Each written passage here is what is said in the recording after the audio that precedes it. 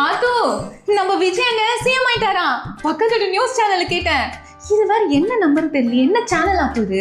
எருமை பட்ட பகல்ல கண்ணை திறந்துக்கிட்டே கனவு காணிட்டு இருக்கியா?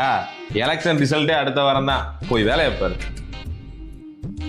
என்னது எருமையா? என்கிட்ட பேசாதீங்க. ரொம்ப சந்தோஷம்.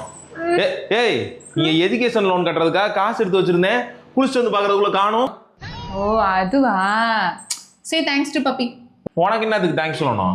விஜய் என்ன சிஎம் ஆனதுக்கு அப்புறம் ஃபர்ஸ்ட் கையெழுத்து எஜுகேஷன் லோனை கேன்சல் பண்றதானா.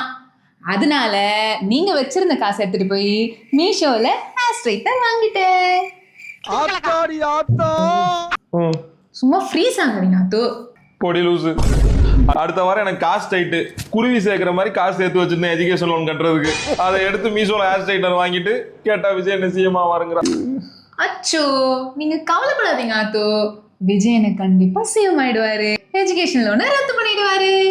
சிரிங்க ஆத்து சிரிங்க. இது என்ன வர